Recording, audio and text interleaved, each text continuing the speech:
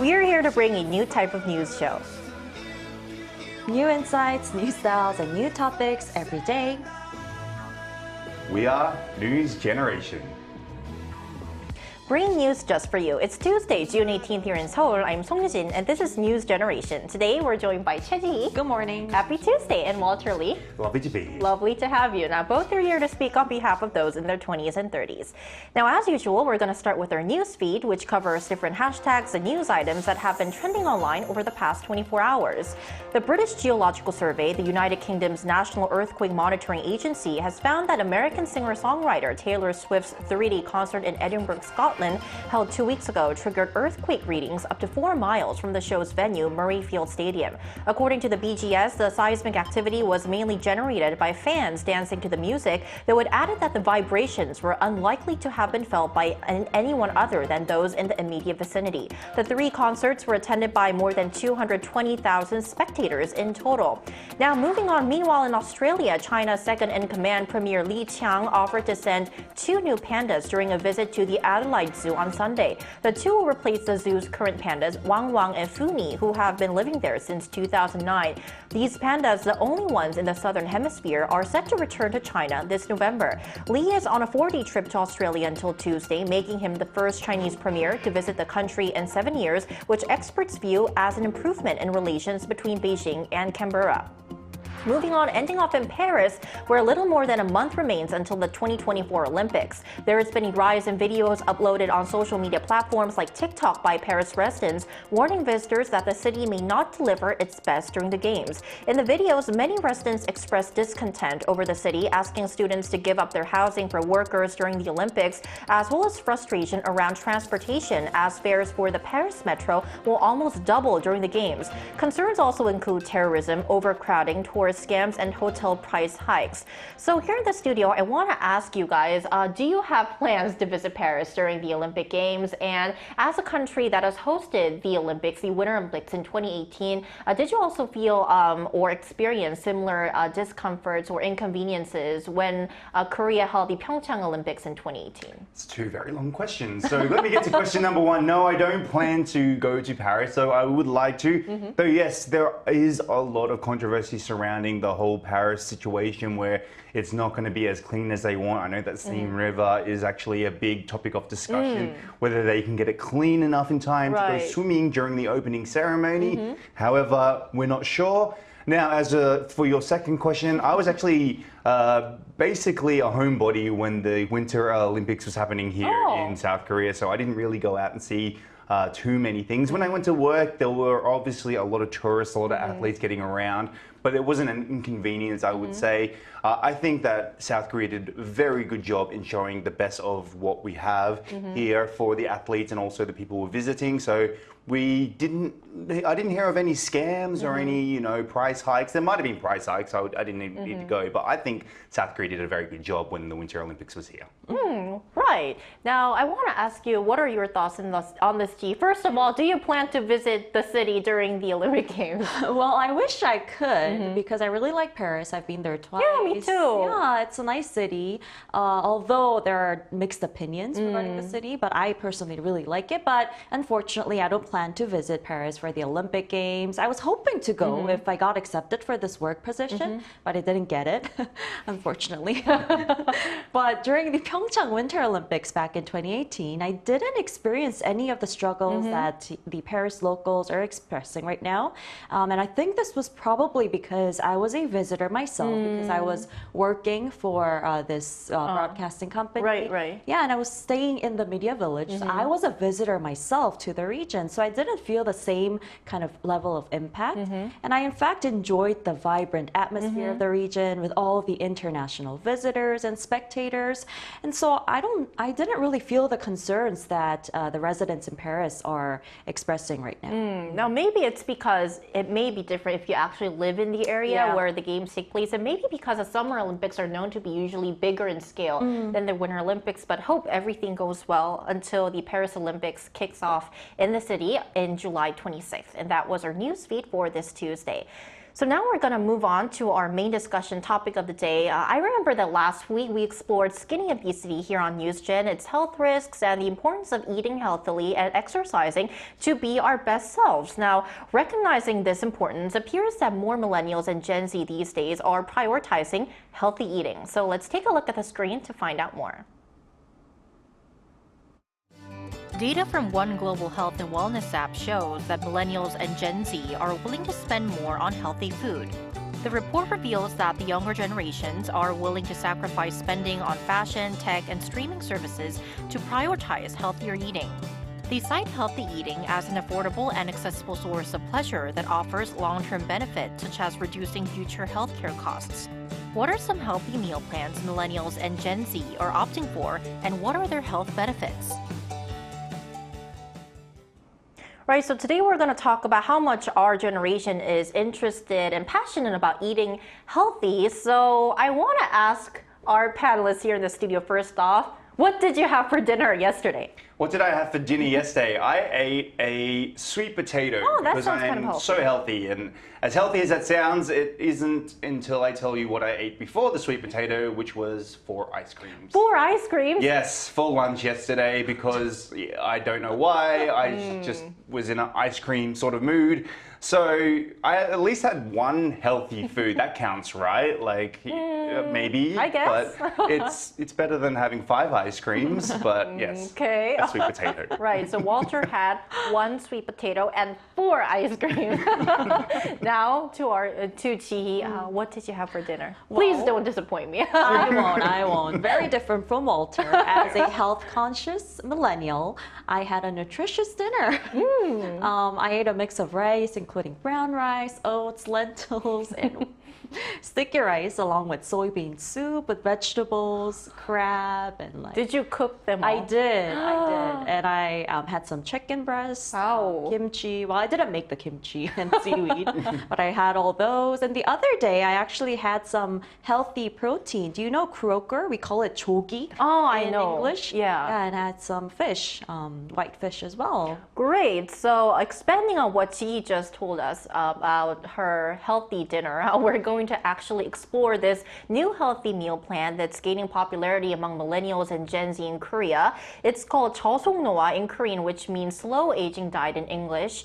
So Chi, as a person who is already on this healthy meal plan, could you please tell us what kind of foods are included in this diet and how this all started here in the country? Sure. So the food I just told you about, those that I ate the other day and over the weekend, is a perfect example of a slow aging diet. So what Walter mentioned, like having 1 sweet potato, is quite out of trend because we don't eat just one healthy food. We tend to, the millennials and Gen Zs, they're opting for a more balanced diet Right. these days, and they're into slow aging diet, which isn't too flavorful, but is very nutritious. And by slow aging diet, we mean eating less sweets, unlike Walter, less processed grains, less carbs. And Unlike foods- Walter. Unlike Walter. Yes. Everything opposite of what Walter ate the other day. And so basically foods that accelerate aging are something that the millennials are not choosing to eat these days. And if you take a look on the screen, instead they prefer healthy choices such as lentils, brown rice, oats, greens, a lot of greens, white fish, and also healthy proteins such as eggs and tofu to maintain a balanced diet. Now, this simple, balanced, and nutritious diet you see on the screen was in fact proposed by a gerontology professor, and it can apparently extend your life expectancy by, on an average, 10 years. A decade. Wow. A decade. And Koreans, usually they eat white rice, Right. soup, and some side dishes, which is a form of a sort of a balanced diet as well. However, the slow aging diet eliminates overly salty and sweet foods from the usual diet that many Koreans have. Right. And talking about like restricting or controlling the amount of sweet foods that we have, I think that the key part of this slow aging diet is actually cutting down on sugar. Walter, who had 4 ice creams yesterday. Yes. But as we've talked about on NewsGen, our generation is pretty familiar with managing blood glucose levels and also sugar intake, right? Yeah, so I'm not the best person to ask because I did eat 4 ice creams yesterday and there are more to eat in the fridge. fridge in the freezer at the moment. So, but what I am into and what is very common these days are 0-calorie snacks, 0-calorie drinks as well. You will see a lot of soda these days that is advertised 0 calories or 0 sugar. This is obviously better. They say it's better for than for your diet because it contains less sugar and less calories. Now the thing is that we have said on News Generation that 0 soda drinks, 0-calorie soda drinks, 0 sugar soda drinks may not be actually as healthy for you as they once, advertised. However, this does seem to be a trend now for the millennials and Gen Zers when it comes to, if I want to have something sweet, I'll make it 0 sugar. Or if I want to have something like a little bit naughty, like 4 ice creams, I'll try and get the ones with the less sugar. But yes. Right. So they're definitely opting for relatively healthier options than in the past.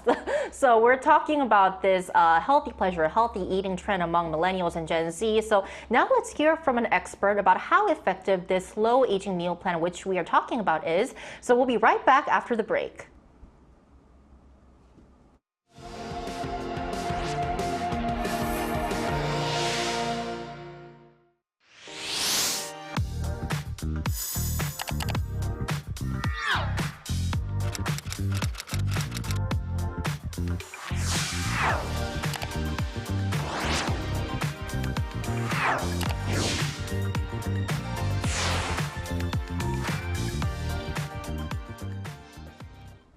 Now for our interview, today we're joined by Dr. David Kwok, an assistant professor at the Soonchunhyang University International Clinic. Welcome, doctor, to the show.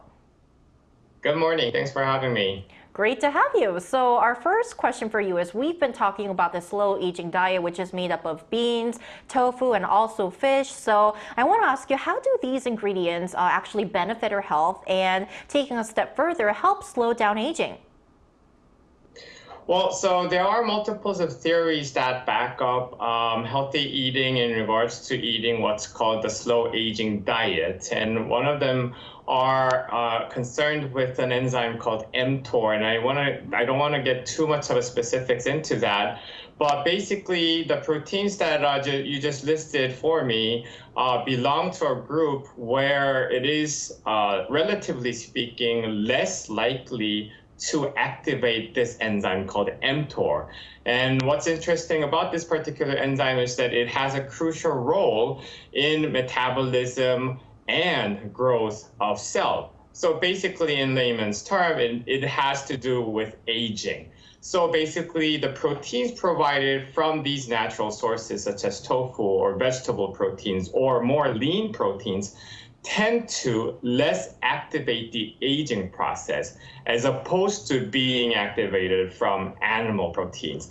And I'm not going to side on which protein is going to be 100% better for you, because both groups have actually pros and cons for each of them. But for the topic of our discussion today, in regards to slowing down the aging process for all our cellular mechanism, these types of vegetable proteins as well as lean proteins tend to be better in regards to the speed or slowing down the speed of the activation. I see. Very interesting. The enzyme mTOR that's activated, not activated. And my second question to you is, what are some foods or eating habits we should avoid when following this slow aging diet? So let me actually quickly get back to the idea of slow aging diet. It is based on primary findings that peak in our blood circulating sugar level always tends to get remained stored in our other bodily system. So when we cut down the peak, but rather make that longer but non-peaking, this particular doctor who is behind all these ideas is claiming that we have lesser amount of storage in our body, such as our belly fat. And that in the end, in the long run, actually is beneficial towards the all in health regard, aging process and everything else. So basically what it means is that anything that's more condensed and is able to provide higher levels of sugar in a short period of time, such as 4 cups of ice cream, will actually end up being stored in our belly fat. And as opposed to that, anything in the opposite direction, such as, something that's less spiky in our taste.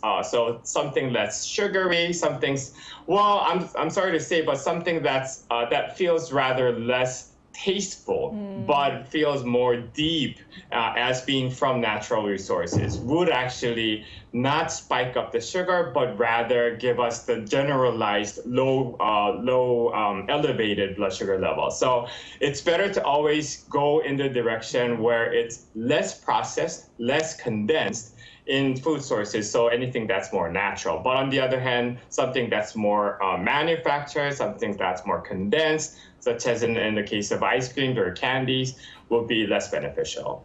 Thanks for that, Doctor. We're about to run out of time, but could you give us just one tip on how to start and maintain this meal plan easily?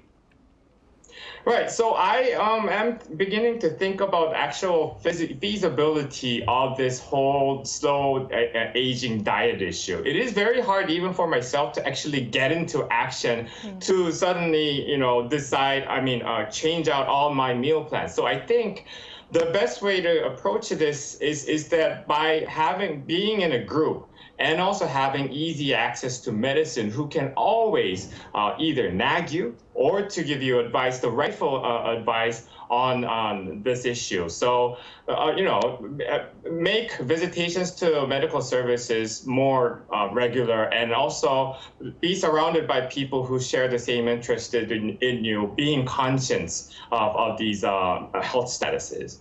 Well noted. All right, thank you, Dr. Kwok. We really appreciate your answers today. Great, it was fun having you. Great.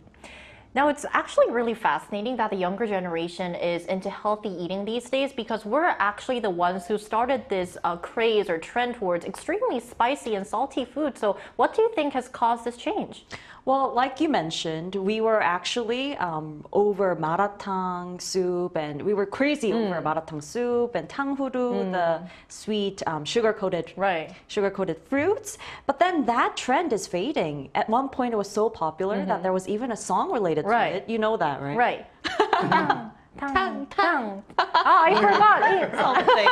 Anyhow, there's even a song for it. But many famous YouTubers these days are now promoting the slow aging diet, which the younger generation sees as a cool, new, and sustainable lifestyle choice focused on health rather than a passing trend. And I think also the people in their 50s and 60s, they're usually very health conscious, right? I think they had a very positive influence on our younger generation as well, because they're very health conscious, like I said. They prioritize physical well-being, avoiding illness, and they tend to eat a lot of proteins as well and less salt and sugar. Right, so it's not just about the mind or trend that she talked about. It's also related to actual health concerns among our generation, right? That's correct. Yes, though we are very concerned with our weight and how we eat, there is also a rapid increase in obesity, especially when it comes to terms like skinny fat. Oh, right. So we could experience diseases like our parents as well.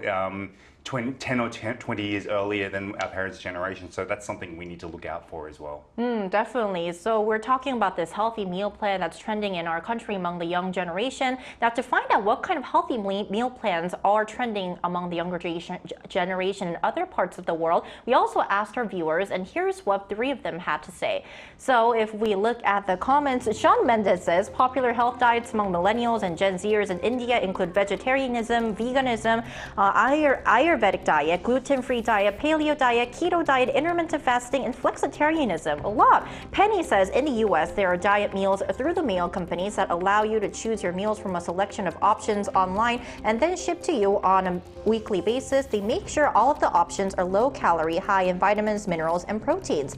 Leon says high protein, low carb diets, intermittent fasting, and flexitarian diets are some popular trends among Singaporeans. The flexitarian diet emphasizes plant-based meals but allows occasional meat or seafood consumption. So based on the comments, we can see that the younger generation and other parts of the world are also interested in healthy pleasure or following a healthy meal plan. And besides what we've talked about today, do you guys have any tips or recipes that you'd like to share on ways to follow healthy eating? Well, I want to share 2 tips really quickly. So first, eat a hearty breakfast, just like Eugene. She had meat this morning. I did actually, full of proteins. Yes, a moderate lunch and a light dinner. Second, start with greens, your vegetables, then have your proteins, and finally include carbs. So this approach apparently can help lower your blood sugar levels we've been talking about earlier. Right, and that's actually what the professor who started the slow aging diet here in Korea recommends as well. Now, what about you, Walter, who ate 4 ice creams? Yeah, don't eat 4 ice creams. That's pretty simple. I would say but I did eat healthily once upon a time, and I did a lot of meal prep. And I, ate my proteins, but I always made sure I got a cheat meal in there to fill my cravings. So meal prepping and making sure that you do fill your cravings every so often, just not 4 ice creams a day. Right, so I think that taking baby steps is really important. Follow like a healthy meal plan, but also have some great food or delicious food time to time that will help you follow this healthy meal plan that our generation is into. That's all the time we have for today, but NewsGen is here every day from 9:30 to 10 a.m. Korea time, bringing you more topics young people are talking about. A special thanks today to Choi-Ji Thank you. and Walter Lee. Lovely to be here. And thank you everyone for watching. We'll see you tomorrow. We are News Generation.